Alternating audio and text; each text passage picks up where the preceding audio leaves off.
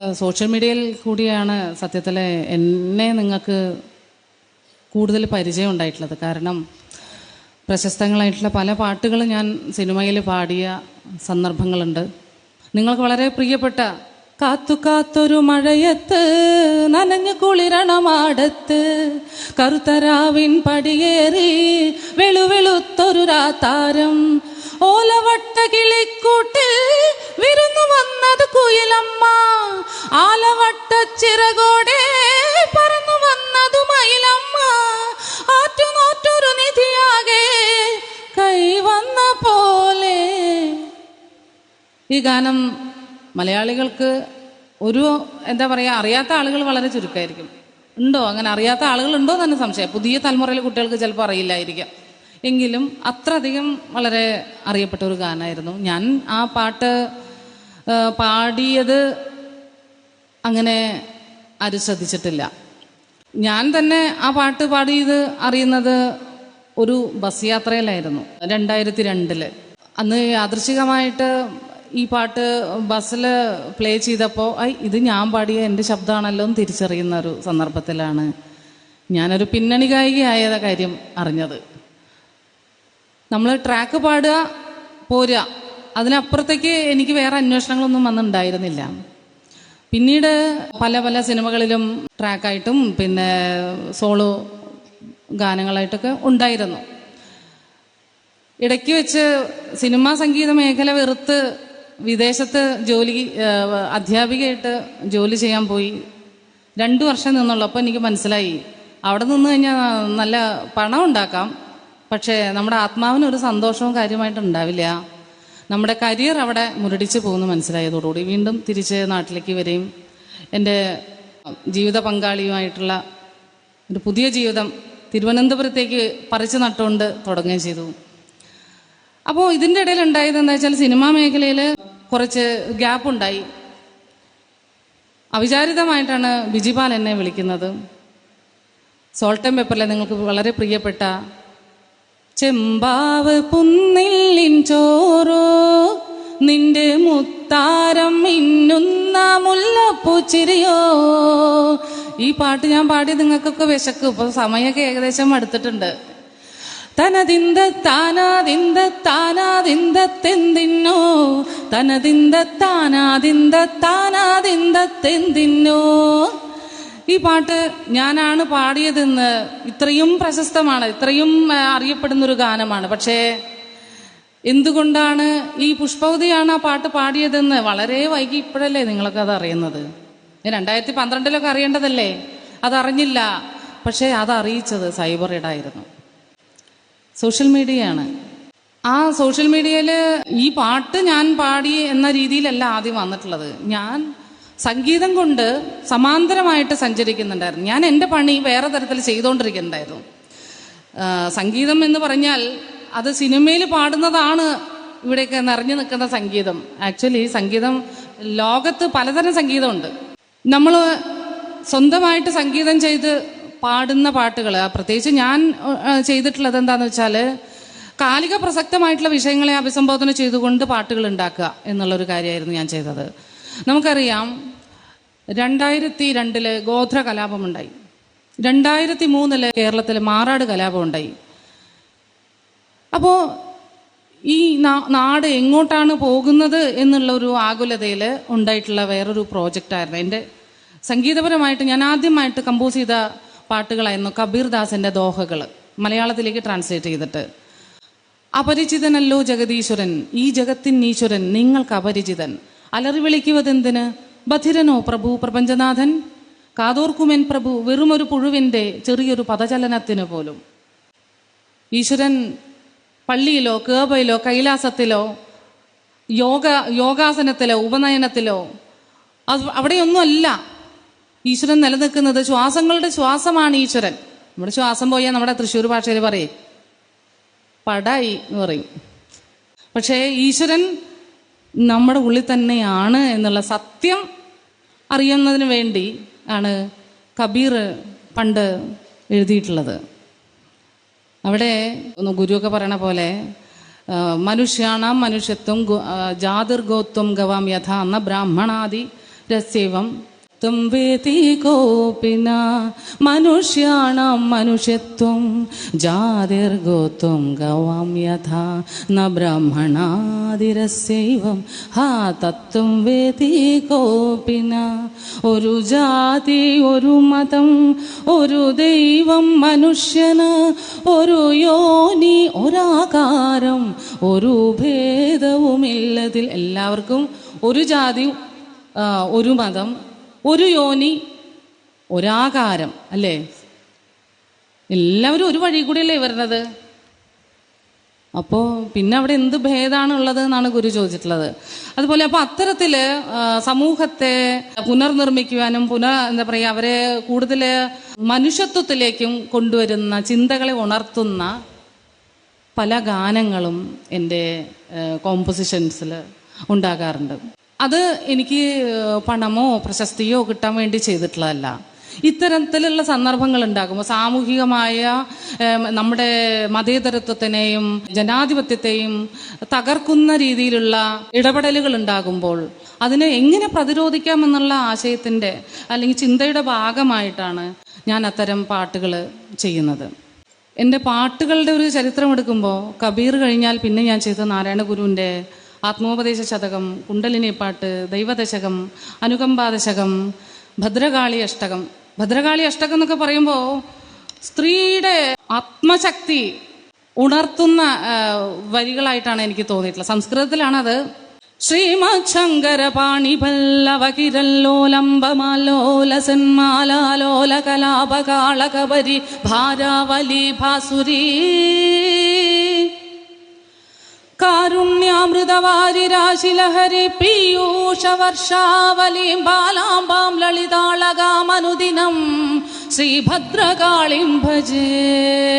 ഹേലാദാരിദാരികാസുരശിരഃ ശ്രീ വീരപാണോന്മദ ശ്രേണീ ശോണിത ശോണിമാധരപുടീം വീടീരസാസ്വാദിനീം പാടീരാതി സുഗന്ധി ചൂചുകതടീം ഷാഡീകുടീരസ്തനീ ഘോടി വൃന്ദ സമാനധാടിയുധീം ശ്രീഭദ്രകാളിം ഭജേ എന്ന് തുടങ്ങുന്ന ഒരു 8 ശ്ലോകം ഉണ്ട്. കാളാംബോധകളായ കോമള തനുച്ഛായാശതി ഭൂതിമത് സംഖ്യാനാന്തരിത സ്തനാന്തരലസന്മാലാകിലൻ മൗത്തികാം നാഭീകൂപസരോജ കാന്തിവിലസച്ഛാദോദരീം ശാശ്വതീം ദൂരീകുർവൈ ദേവി ഘോര ദുരിതം ശ്രീഭദ്രകാളിം ഭജേ എന്നുള്ളതാണ്. ശരിക്കും നമുക്ക് തളർന്നു പോകുമ്പോൾ നമുക്ക് കിട്ടാവുന്ന ഏറ്റവും നല്ലൊരു ഒരു ഊർജമായിട്ട് എനിക്ക് ഈ ഭദ്രകാളി അഷ്ടകം ചൊല്ലുമ്പോൾ എനിക്ക് തോന്നാറുണ്ട്. ഇങ്ങനെയൊക്കെയാണ്. പിന്നെ അതുപോലെ ആത്മോപദേശ ശതകം 100 ശ്ലോകങ്ങളെല്ലാം കമ്പോസ് ചെയ്ത് പാടിയ ഒരു സന്ദർഭം എങ്ങനെയാണെന്ന് വെച്ചാൽ, നമ്മളെല്ലാവരും ലോക്ക്ഡൗണിൽ ലോക്കായ ഒരു സമയം. ഈ സമയത്ത് എന്ത് ചെയ്യാൻ പറ്റും? ആളുകൾക്ക് തമ്മിൽ കാണാനോ ഇൻറ്ററാക്ട് ചെയ്യാനോ അല്ലെങ്കിൽ സംവേദനപ്പെടാനോ ആകെ കൂടിയുള്ളൊരു മാധ്യമം അന്ന് ഫേസ്ബുക്കായിരുന്നു. അപ്പോൾ ഞാൻ ഒരു 10 ശ്ലോകങ്ങൾ വീതം ആത്മോപദേശ ശതകത്തിൻ്റെ ഒക്കെ പാടി FBയിലിടാൻ തുടങ്ങി. ഈ സമയത്താണ് പൊയ്കയിലപ്പച്ചൻ്റെ കാണുന്നില്ലോ ഒരക്ഷരവും എൻ്റെ വംശത്തെപ്പറ്റി, കാണുന്നുണ്ട് അനേക വംശത്തിൻ ചരിത്രങ്ങൾ എന്ന് തുടങ്ങുന്ന അദ്ദേഹത്തിൻ്റെ വരികളൊക്കെ വായിക്കാനിടയത്. അദ്ദേഹത്തിൻ്റെ ബുക്ക് സാഹിത്യ അക്കാദമിയിൽ നിന്ന് മുൻപ് കിട്ടിയിട്ടുണ്ടായിരുന്നത് എനിക്ക് വായിക്കാൻ തോന്നിയത് ആ സമയത്തായിരുന്നു. ആ സമയത്ത് നമുക്ക് വായിക്കാനൊക്കെ ഇഷ്ടം പോലെ സമയമുണ്ടായിരുന്നു. അപ്പം ഞാൻ വായിച്ചപ്പോൾ ആദ്യ വരി തന്നെ എൻ്റെ ഉള്ളിൽ അങ്ങ് തറച്ചുപോയി. എന്താ പറയുക, അത് ഒരു ആഴത്തിലുള്ളൊരു മുറിവ് ഉള്ളിൻ്റെ ഉള്ളിലെ എനിക്ക് ജീവിതത്തിൽ ഉടനീളം ഉണ്ടായിട്ടുള്ള ആ മുറിവുകളെല്ലാം ഇളക്കുന്ന രീതിയിൽ അതെല്ലാം ഇങ്ങനെ മയപ്പെട്ടിരിക്കുകയായിരുന്നു. അതെല്ലാം അങ്ങോട്ട് ഇളകിപ്പോയി. അതൊന്ന് ചോര കിനിയാൻ തുടങ്ങി. ഇത് ഞാൻ അനുഭവിച്ച അനുഭവങ്ങളാണല്ലോ എന്നുള്ള ഒരു ബോധ്യത്തിലേക്ക് വരികയും ഇത് എന്തായാലും ഞാൻ കമ്പോസ് ചെയ്യുമെന്ന് വിചാരിക്കും. അത് വെസ്റ്റേൺ അമേരിക്കൻ ബ്ലൂസിൻ്റെ ശൈലി പിടിച്ചുകൊണ്ട് സംഗീതം ചെയ്ത് FBയിൽ വെറുതെ മറ്റേ ഉക്കിലേൽ വെച്ച് വെറുതെ പാടിയിട്ടതാ. കാണുന്നീല കാണുന്നീല കാണുന്നീലൊരക്ഷരവും എൻ്റെ വംശത്തെ പറ്റി കാണുന്നുണ്ട് അനേക വംശത്തിൻ ചരിത്രങ്ങൾ. പാരിലുള്ള ചരിത്രങ്ങൾ ഓരോന്നും പരിചിന്തനം ചെയ്തിടുക രണ്ടു വംശത്തെ.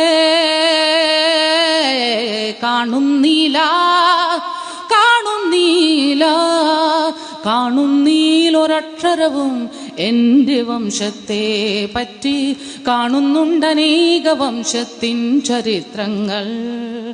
എൻ്റെ വംശത്തിൻ കഥ എഴുതി വച്ചിടാൻ പണ്ടി ഉർവിയിലാരും ഇല്ലാതെ പോയല്ലോ. ചരിത്രം എഴുതിയ ചരിത്രകാരന്മാരുടെ വിഭാഗത്തിൽ നമ്മളെപ്പോലുള്ള ആളുകളൊന്നും പരിഗണിക്കപ്പെട്ടില്ല. ചരിത്രം സൃഷ്ടിച്ച പൊയ്കയിൽ അപ്പച്ചൻ ചരിത്രത്തിൻ്റെ ഭാഗമായി വന്നില്ല. ഏത് ചരിത്ര പുസ്തകങ്ങളിൽ? അയ്യങ്കാളി ചരിത്ര പുസ്തകങ്ങളിൽ ഇടം നേടിയില്ല. അയ്യങ്കാളി കാരണമാണ് നമ്മൾക്ക് പൂജിച്ച് നേടിയ അറിവല്ലല്ലോ അറിവ് നേടാനുള്ള അവകാശം ഉണ്ടായിട്ടുള്ളത്. അയ്യങ്കാളി എൻ്റെ മക്കളെ സ്കൂളിൽ പാഠം പഠിപ്പിച്ചില്ലെങ്കിൽ ഞങ്ങൾ പാഠം കൊയ്യില്ല എന്ന് പറഞ്ഞ് 1 വർഷം സമരം ചെയ്തുകൊണ്ടാണ് ഇവിടെ അടിസ്ഥാന വർഗത്തിൽപ്പെട്ട ആളുകൾക്ക് വിദ്യാഭ്യാസം നേടാനുള്ള അവകാശം ഉണ്ടായിട്ടുള്ളത്. അറിവാണ് എല്ലാറ്റിൻ്റെ അടിസ്ഥാനം. അറിവ്. നാരായണഗുരുവും ഒരു നല്ലൊരു കൃതി എഴുതിയിട്ടുണ്ട്, അറിവ് എന്ന് പറഞ്ഞിട്ട്. നമ്മളതൊക്കെ വായിക്കുമ്പോഴാണ് മനസ്സിലാവണത് എന്തുമാത്രം അഗാധമായ ചിന്തകളിലാണ് ഇത്തരം തെളിച്ചങ്ങൾ ഉണ്ടാകുന്നത് എന്നുള്ളത്, വെളിച്ചങ്ങൾ ഉണ്ടാകുന്നത് എന്നുള്ളത്. പൊയ്കയിൽ അപ്പച്ചൻ്റെ പാട്ട് ഞാൻ ഫേസ്ബുക്കിലാണ് പാടിയിട്ടത്. വളരെയധികം വൈറലായിരുന്നു. വളരെയധികം എന്നല്ല, പൊയ്കയിൽ അപ്പച്ചൻ ഒരു പ്രദേശത്ത് മാത്രം ഒതുങ്ങി നിൽക്കുന്ന രീതിയിലായിരുന്നു ഉണ്ടായിരുന്നത്. അദ്ദേഹത്തെ മലയാളികൾ എല്ലാം അറിയുന്ന രീതിയിലേക്ക് ആ പാട്ട് കൊണ്ടെത്തിച്ചു. എൻ്റെ പാട്ടിൻ്റെ ധർമ്മമാണത്. എനിക്ക് ഇങ്ങനെ ഒരു കഴിവ് കിട്ടിയിട്ടുള്ളത് മറ്റൊരു സന്ദർഭം സൈബർ ഇടമായിട്ട് എനിക്കുള്ള മറ്റൊരു, അതായത് എൻ്റെ പാട്ടുകളെ കൊണ്ട് ഞാൻ ഉണ്ടാക്കിയിട്ടുള്ള വേറൊരു അനുഭവം എന്ന് വെച്ചാൽ, നമുക്കറിയാം സുപ്രീം കോടതിയിൽ സ്ത്രീകൾക്ക് പ്രവേശനത്തിന് വേണ്ടി സുപ്രീം കോടതി വിധിച്ചു. അത് നടപ്പാക്കേണ്ടത് ഇവിടുത്തെ LDF സർക്കാരിൻ്റെ ബാധ്യതയായിരുന്നു. അവരത് നടപ്പാക്കാൻ ശ്രമിച്ചു. കേരളം മുഴുവൻ കലാപാന്തരീക്ഷമായി, നാമജപ ഘോഷങ്ങളായി, നെയ്ത്തേങ്ങ തലയിലെറിയുമെന്ന അവസ്ഥയല്ല ചിലപ്പോൾ എറിഞ്ഞിട്ടും ഉണ്ടാവും. എനിക്ക് വലിയ ആഗ്രഹം ഉണ്ടായിരുന്നു ശബരിമലയിൽ പോകാൻ. എൻ്റെ ഓർമ്മ വെച്ച കാലം തൊട്ട് എൻ്റെ അച്ഛൻ ശബരിമലയിൽ പോകുന്ന ആളാണ്. ഞങ്ങൾ കുട്ടികൾ 41 ദിവസം വ്രതമെടുത്ത് പ്രായത്തിൽ നമ്മളെ ഈ കോഴി പനിക്കുമ്പോൾ വെള്ളത്തിൽ മുക്കി വയ്ക്കൂലേ, കോഴിപ്പനി മാറാൻ വേണ്ടിയിട്ട്, അതുപോലെ ഞങ്ങളെ വെള്ളത്തിൽ മുക്കി വയ്ക്കും എൻ്റെ അമ്മ. പ്രായത്തിൽ അന്നിങ്ങനെ മൂക്കൊക്കെ ഒലിച്ച് വൃശ്ചിക മാസത്തിലെ തണുപ്പും വൃശ്ചികം ധനുമാസത്തിലെ കാറ്റും തണുപ്പും ഒന്ന് ആലോചിച്ച് നോക്കൂ. നമ്മൾ വലിയ കൊട്ടാരത്തിലല്ല കഴിയുന്നത്. വളരെ സാധാരണപ്പെട്ട ഒരു ചെറിയ ഓടിട്ട ഒരു കൊച്ചു വീട്ടിലായിരുന്നു ഞാൻ ഉണ്ടായിരുന്നത്. കരിയിലകളെല്ലാം കൂട്ടി അത് പുറത്ത് വട്ടക്കലത്തിൽ വെള്ളം ഒഴിച്ച് കത്തിച്ച് ചൂടാക്കിയിട്ടൊക്കെയാണ്, കുട്ടികൾക്ക് തണുപ്പല്ലേ എന്ന് വിചാരിച്ച് അമ്മ ചൂടാക്കി വെക്കും. ചിലപ്പോൾ ഞങ്ങളെ അത് ഏൽപ്പിക്കുക പണി. കാലൊക്കെ ഇങ്ങനെ പൊള്ളും, ഇങ്ങനെ എന്താ പറയുക, അതിൻ്റെ തീൻ്റെ അടുത്തിരുന്നിട്ട് വെള്ളം ചൂടാക്കാൻ വേണ്ടി ഇരിക്കുമ്പോഴേ എനിക്കിപ്പോഴും ആ പൊള്ളൽ ഇപ്പോഴും എൻ്റെ കാലിലുണ്ട്. അല്ല, അങ്ങനെയൊക്കെ അച്ഛൻ പിന്നെ അന്ന് അമ്പലക്കുളത്തിലൊക്കെ പോയി കുളിച്ച് വരുമ്പോൾ അയ്യപ്പസ്വാമി വരുന്ന പോലെയാണ് നമ്മൾ വിളക്ക് വെച്ച് സ്വീകരിക്കുക. അങ്ങനെ വ്രതനിഷ്ഠയോട് കൂടിയിട്ട് 41 ദിവസം എൻ്റെ അച്ഛനെ ശബരിമലയ്ക്ക് പറഞ്ഞയച്ച ഒരു ചരിത്രം നമുക്കുണ്ട്, വ്യക്തിപരമായിട്ടുള്ള അനുഭവം. അപ്പോൾ ഞാൻ അന്ന് പറയും, അച്ഛാ ഞാനും വരട്ടെ ശബരിമലയ്ക്ക്. അടുത്ത വർഷം മോളെ ഇപ്രാവശ്യം കാശില്ല എന്ന് പറയും. അങ്ങനെ അടുത്ത വർഷം നാളെ നീളേതി പുനഃ പറഞ്ഞ പോലെ എനിക്ക് പോകാൻ കഴിഞ്ഞിട്ടില്ല. അപ്പോൾ ഈ വിധി വന്നപ്പോൾ ഞാൻ വിചാരിച്ചു ഇനി പോവാലോ എന്ന് വിചാരിച്ചു. എവിടെ, അവിടെ ചെന്ന് കഴിഞ്ഞാൽ നെയ്ത്തേങ്ങ കൊണ്ട് ഏറ് കിട്ടും. ഭയങ്കര കലാപാന്തരീക്ഷമായി. അപ്പോൾ ഈ ഒരു കലാപാന്തരീക്ഷത്തെ എങ്ങനെ ഇല്ലായ്മ ചെയ്യാമെന്നുള്ളൊരു ചിന്തയുടെ ഭാഗമായിട്ടായിരുന്നു. എത്ര മതിലുകൾ തകർത്തെറിഞ്ഞ കേരളം, എത്ര കതിരുകൾ കുവിത്തെറിഞ്ഞ കേരളം, രാജപാതയിൽ കുതിച്ച വില്ലുവണ്ടി കണ്ടു നാം, പന്തി ഭോജനങ്ങളിൽ നടുങ്ങി നിന്ന നാളുകൾ. നിങ്ങൾ കേട്ടിട്ടുണ്ടോ ഈ പാട്ട്? വനിതാ മതിൽ തീർത്ത സ്ത്രീകളല്ലേ നിങ്ങൾ? കേട്ടിട്ടുണ്ടോ? ഉണ്ടെങ്കിൽ ഒന്ന് നല്ലൊരു കൈയടിയുണ്ട് തരണം ആ പാട്ടിന്. ഒരു ജാതി, ഒരു മതം, ഒരു ദൈവം, മനുഷ്യന് ഗുരുദേവ ദർശനങ്ങൾ നെയ്തെടുത്ത കേരളം, അബ്ദുൾ അബ്ദുൽ ഖാദർ മൗലവിമാർ പാടി തന്ന നന്മകൾ, മലബാറിൻ സംസ്കാരം ചേർത്തു വച്ച മഹിമകൾ, മാറ്റുവിൻ ചട്ടങ്ങളെ, മാറ്റുവിൻ ചട്ടങ്ങളെ. ഇങ്ങനെ പാടിക്കൊണ്ടായിരുന്നു അന്ന് ഫേസ്ബുക്കിൽ ഇട്ടത്. 2019 എന്നാണ് എൻ്റെ ഓർമ്മ. അതോ അല്ല 2018. അതിനുശേഷമാണല്ലോ പ്രളയം ഉണ്ടായത്. പ്രളയം വന്ന് ശബരിമലയിൽ പൂജിക്കാൻ പോകാൻ പോലും പറ്റാത്ത അവസ്ഥയിൽ ഹെലികോപ്റ്ററിലാണ് നമ്പൂതിരി പോയിട്ട് അവിടെ വിളക്ക് വെച്ചതെന്നാണ്. ഒരു അയ്യപ്പന്മാരും അവിടെ കന്നി അയ്യപ്പന്മാരൊന്നും എത്തിയിട്ടില്ല. കന്നി അയ്യപ്പന്മാർ വരാത്ത സമയത്ത് സ്ത്രീകൾക്ക് ഇവിടെ വരാമെന്നാണല്ലോ പറഞ്ഞു വെച്ചിട്ടുള്ളത്. ആചാരം പറയുകയാണെങ്കിൽ അങ്ങനെ പറയാം. പക്ഷെ എപ്പോഴും ഇതുവരെ അത് പാലിക്കപ്പെട്ടിട്ടില്ല. ഓക്കെ, അതൊരു വിഷയം. അങ്ങനെ സൈബർ ഇടവുമായി ബന്ധപ്പെട്ട് വേറൊരു ഇത് എന്താണെന്ന് വെച്ചാൽ, കനയ്യകുമാർ കള്ളക്കേസിൽ കനയ്യകുമാറിനെ കള്ളക്കേസിൽ കുടുക്കി തീഹാർ ജയിലിൽ അടച്ച ഒരു സന്ദർഭം ഉണ്ടായി. JNU യൂണിവേഴ്സിറ്റിയിലെ അവിടുന്ന് ജാമ്യം നേടി, തീഹാർ ജയിലിൽ നിന്ന് ജാമ്യം നേടി അദ്ദേഹം JNU ക്യാമ്പസിൽ വന്ന വിളിച്ച അദ്ദേഹം കുട്ടികളെ അഭിസംബോധന ചെയ്ത് സംസാരിക്കുകയും അദ്ദേഹം ഒരു ഉജ്ജ്വലമായ ഒരു സ്ലോഗൻ, ആസാദി സ്ലോഗൻ ചൊല്ലുകയും അത് ഭയങ്കര ഈ സോഷ്യൽ മീഡിയയിലെല്ലാം ഭയങ്കര വൈറലാവുകയും ചെയ്തു. അപ്പം ഞാൻ വിചാരിച്ചു, ഈ സമയത്തായിരുന്നു MA ബേബി സഖാവ് അതിൻ്റെ മലയാള അർത്ഥമൊക്കെ ഇങ്ങനെ ബുക്ക് മാരീസെ ആസാദി ഇന്ന അർത്ഥം ഇങ്ങനെയൊക്കെ ഓരോ ലൈൻ എഴുതി അതിൻ്റെ അർത്ഥമൊക്കെ എഴുതിയിട്ട്. അപ്പം ഞാൻ വിചാരിച്ചു കൊള്ളാലോ, ഇതൊന്ന് കമ്പോസ് ചെയ്യാം. കാരണം നല്ല റിതമിക്കായിരുന്നു അദ്ദേഹം വിളിക്കുന്ന ആ മുദ്രാവാക്യം. ആ മുദ്രാവാക്യം നിങ്ങൾക്കറിയാമോ? ഞാനത് റിവൈസ് ചെയ്തിട്ട്, അതായത് കമലാഭാസന്റെ മുദ്രാവാക്യം, ആക്ച്വലി ആസാദി മുദ്രാവാക്യം എന്ന് പറഞ്ഞാൽ വളരെ ഫേമസ് ആയിട്ടുള്ള നമ്മുടെ ആദ്യകാല ഫെമിനിസ്റ്റ് ആയിരുന്ന കമലാഭാസൻ ആണ് ആ ഒരു മുദ്രാവാക്യമൊക്കെ ആദ്യം ഉയർത്തിയിട്ടുള്ളത്. ഔറത്ത് കാ നാരാ ആസാദി, ബച്ചോം കാ നാരാ ആസാദി,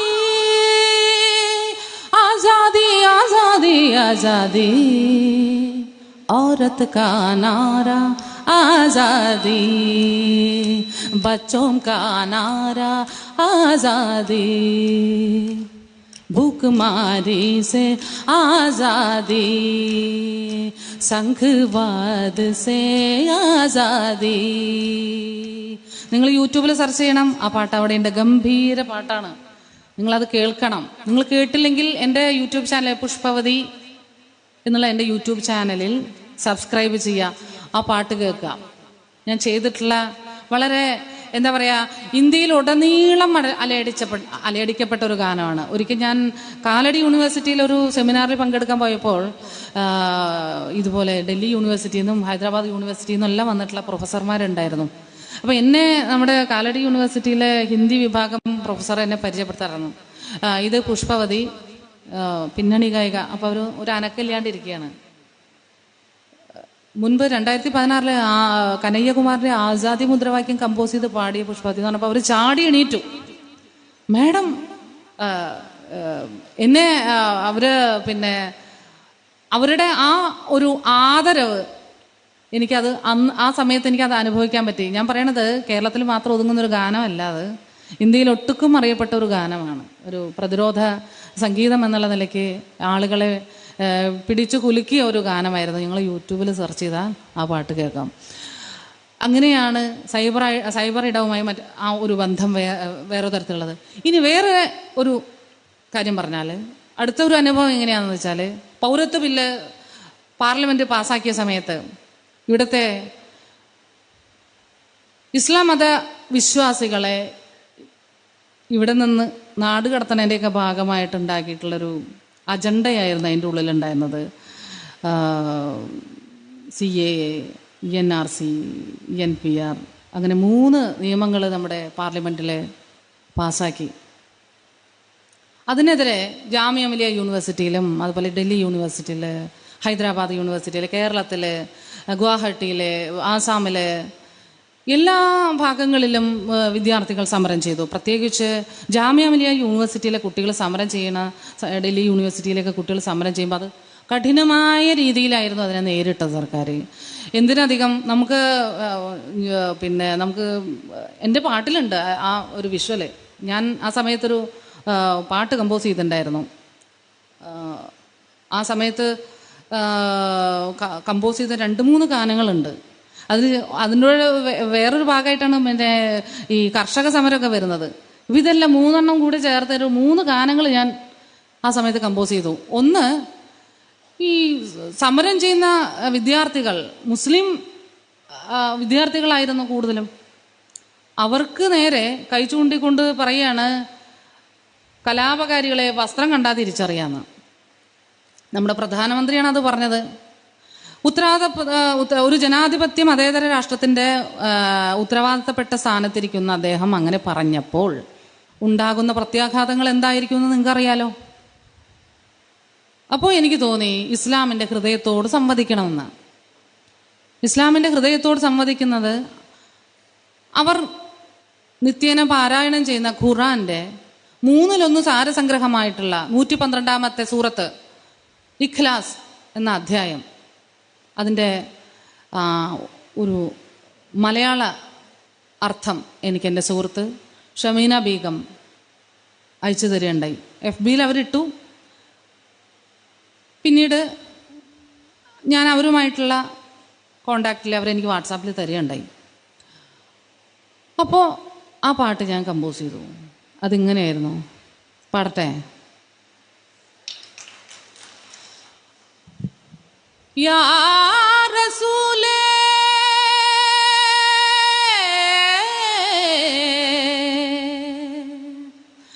യാ റസൂലേ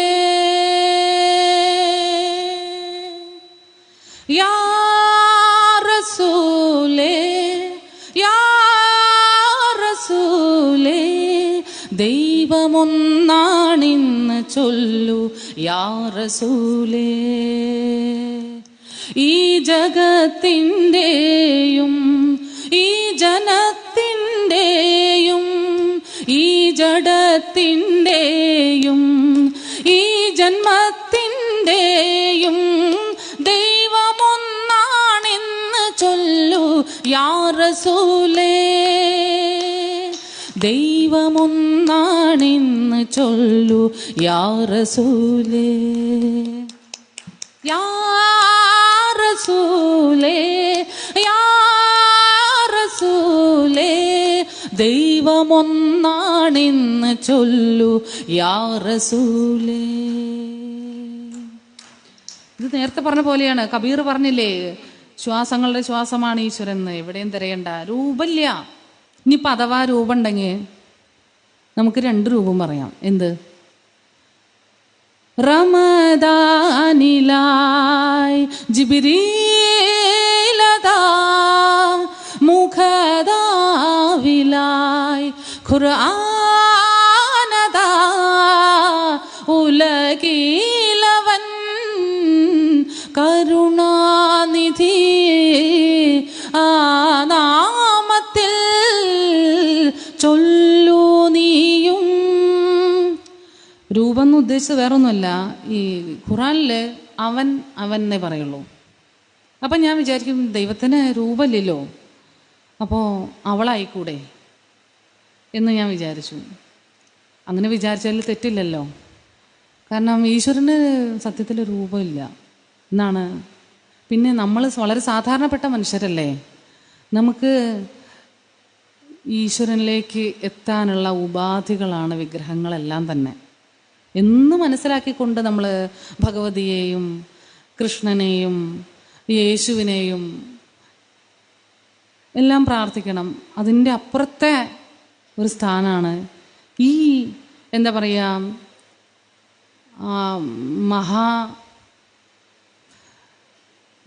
സുപ്രീം സോൾ ഓഫ് എന്ന് പറയില്ലേ, ആ ഒരിടം എന്നാണ് ഞാൻ മനസ്സിലാക്കുന്നത്. നിങ്ങളെല്ലാവരും അങ്ങനെയാണോ മനസ്സിലാക്കുന്നത് എനിക്കറിയില്ല. ഞാനിത് എൻ്റെ സ്വന്തം അനുഭവത്തിൻ്റെ വെളിച്ചത്തിലാണ് ഞാൻ പറയുന്നത്. ഞാനത് അങ്ങനെയാണ് ആ സ്ഥാനത്തെ കാണുന്നത്. എന്നാൽ നമ്മൾ ഈ ലൗകിക ജീവിതത്തിൽപ്പെട്ട് പല പല പ്രയാസങ്ങളിൽ കൂടി കടന്നു പോകുമ്പോൾ നമുക്ക് വീണു പോകാനുള്ളൊരു പിടി അല്ലേ? ഒരു ബസ്സിൽ പോവാണ്, അല്ലെങ്കിൽ ഒരു ട്രെയിനിൽ പിടിച്ച് പോവാണ്, പെട്ടെന്ന് സ്റ്റോപ്പ് ചെയ്യുന്നു, നമ്മളത് പിടിക്കൂലേ? ഒരു പിടിയാണ് നമുക്ക് ആചാരമായാലും വിശ്വാസമായാലും ഒക്കെ. ആ അർത്ഥത്തിലാണ് നമ്മൾ വിശ്വാസത്തെ കാണേണ്ടത്. അതിൻ്റെ പേരിൽ, വിശ്വാസത്തിൻ്റെ പേരിൽ, ദൈവത്തിൻ്റെ പേരിൽ മനുഷ്യരെ വിഭജിക്കുന്ന ഏതൊരു ശക്തിയാണെങ്കിലും അത് എതിർക്കപ്പെടേണ്ടതുണ്ട് എന്നുള്ള ബോധ്യത്തിൽ നിന്നാണ് കബീറായാലും നാരായണ ഗുരു ആയാലും അതുപോലെ നമ്മുടെ ഇന്ത്യയുടെ വേറൊരു വളരെ നീചമായിട്ടൊരു വ്യവസ്ഥയാണല്ലോ ശ്രേണീകൃതമായിട്ടുള്ള ജാതി വ്യവസ്ഥ. അതും മനുഷ്യരെ ഇങ്ങനെ വിഭജിച്ച് അകലങ്ങൾ സൃഷ്ടിച്ചു കൊണ്ടിട്ടുള്ളതാണല്ലോ.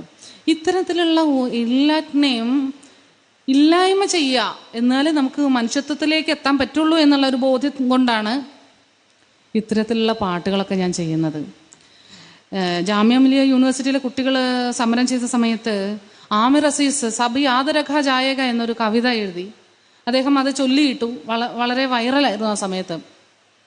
ഇതിൻ്റെ ഒരു മലയാള ട്രാൻസ്ലേഷൻ നേരത്തെ പറഞ്ഞ എൻ്റെ സുഹൃത്ത് ഷമീന ബേഗം FB-യിൽ ഇട്ടപ്പോൾ എനിക്ക് ആ മീറ്ററും മാറ്ററും പറ്റുന്ന രീതിയിൽ, നമുക്ക് കമ്പോസ് ചെയ്യുമ്പോൾ താളത്തിൽ നിൽക്കണമല്ലോ, അപ്പോൾ അതിനനുസരിച്ചുള്ള എന്നാൽ കണ്ടന്റ് നമുക്ക് കൺവേ ചെയ്യാൻ പറ്റുന്ന രീതിയിലുള്ള കണ്ടന്റ് എടുത്തുകൊണ്ട് അതിൽ നിന്ന് വരികളെ സെലക്ട് ചെയ്ത് ഞാൻ കമ്പോസ് ചെയ്തു.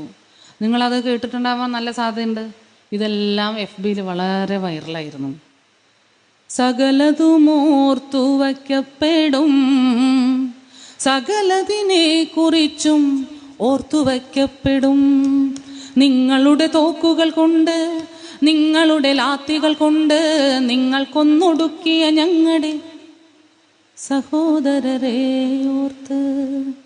ഞാനിപ്പോൾ ഈ പലസ്തീനിൽ കൊല്ലപ്പെട്ട ആ മനുഷ്യരെ ഓർത്തുകൊണ്ട് പാടുമ്പോൾ അവിടെ ഒത്തിരി കുഞ്ഞുങ്ങൾ കൊല്ലപ്പെട്ടു അല്ലേ,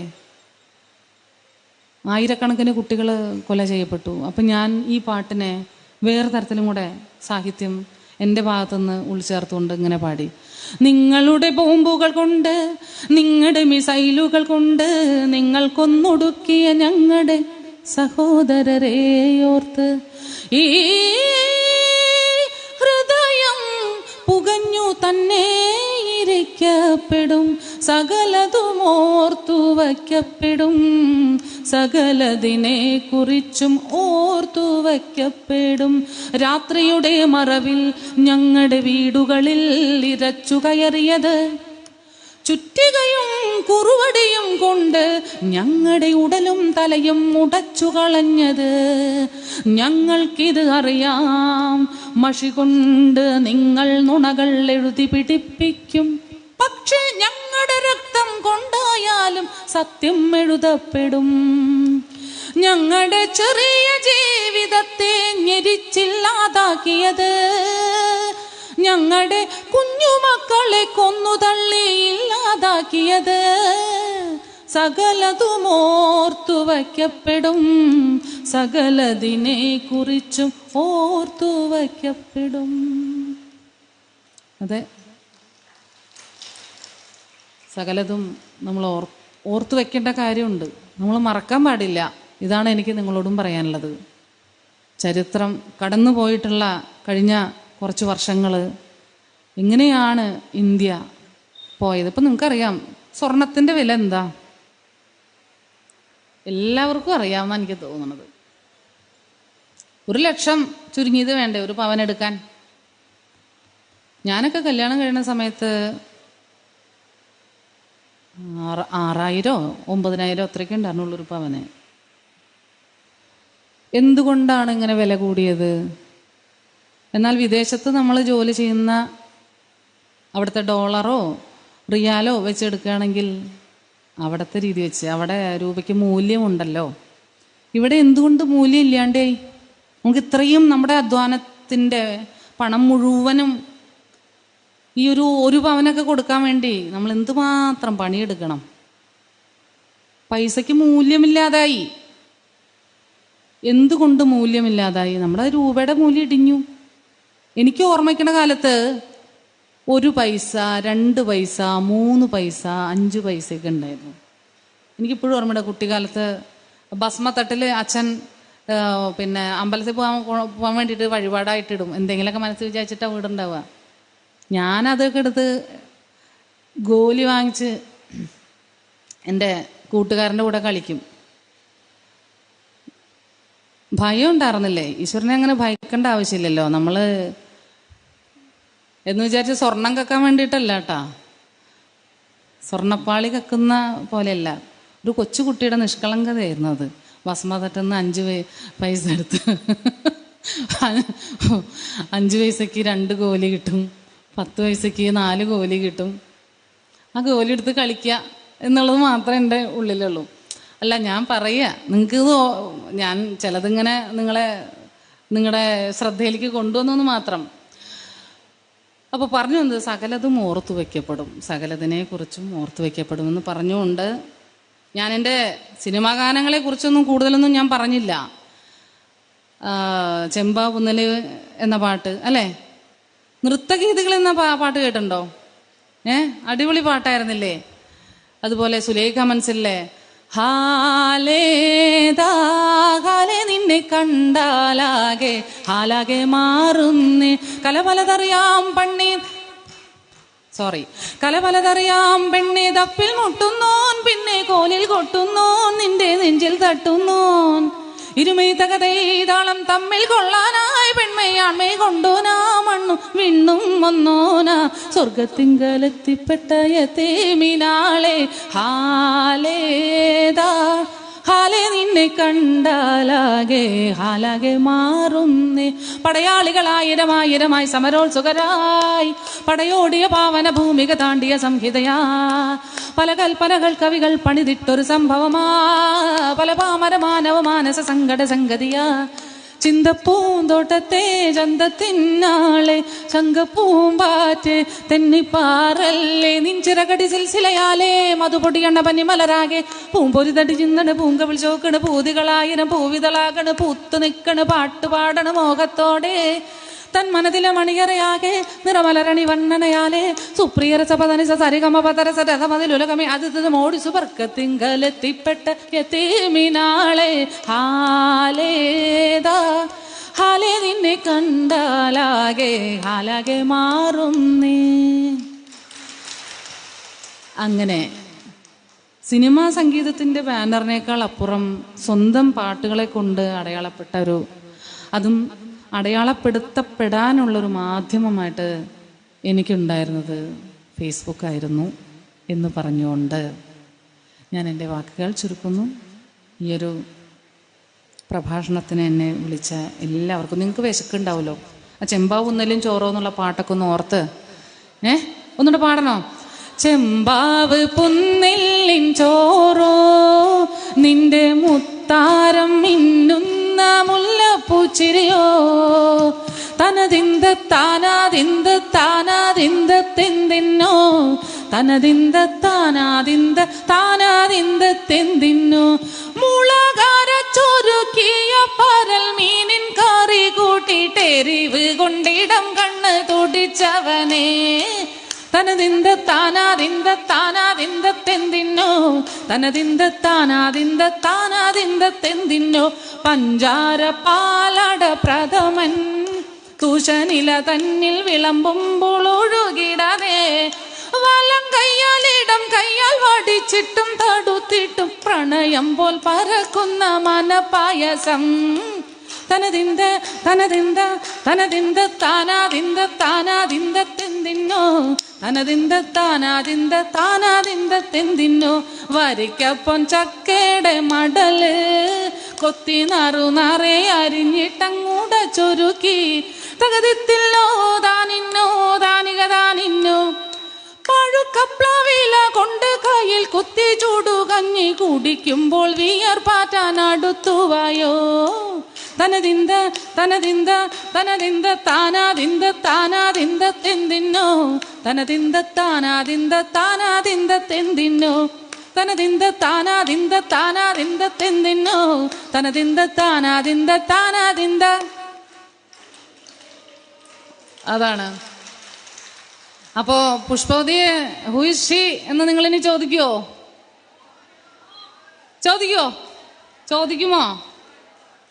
ഇല്ലല്ലോ. മനസ്സിലായില്ലേ? ഈ പാട്ടൊക്കെ ഈ എളിയ ഗായികയാണ് പാടിയിട്ടുള്ളത്.